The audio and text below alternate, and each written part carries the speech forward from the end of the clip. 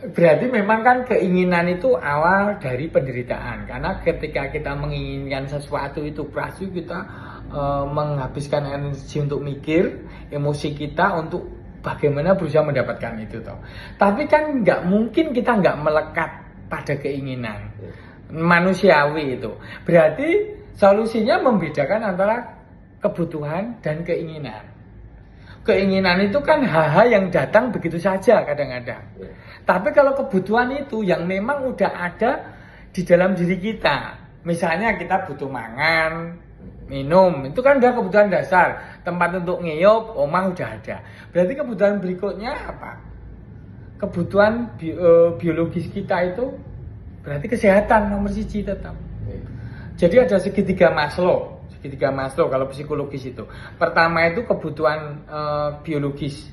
Makan, minum, biologis, termasuk rumah. Kemudian habis itu kebutuhan yang tingkatan kedua itu kebutuhan rasa aman. Rasa aman itu ya berarti terkait ekonomi juga aman. Maksudnya penghasilan harus ada. Kalau sedang menganggur nggak ada pekerjaan ya itu rasa nggak aman udah mulai membuat kita titik kebutuhan kita yang paling penting terancam toh begitu. Nah kebutuhan rasa aman itu harus dipenuhi berarti ekonomi harus berjalan. Terus kemudian segala perilaku kita, keseharian kita yang membuat kita aman. Ya berkendaraan aman, bermobil aman misalnya begitu. Terus ketiga, mencintai dan dicintai. Kebutuhan akan cinta dan kasih sayang. Berarti untuk mencintai dan dicintai kita harus memberikan cinta kita pada orang lain. Sebelumnya kita harus mencintai diri sendiri mencintai diri sendiri terus memberi cinta kita pada orang lain.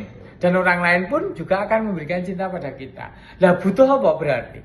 Ketika udah ada hubungan interpersonal kita dengan orang lain, yang dibutuhkan itu apa? Kerelaan. Kerelaan bukan paksaan bahwa aku harus mencintai istriku itu karena memang kewajibanku. Bukan.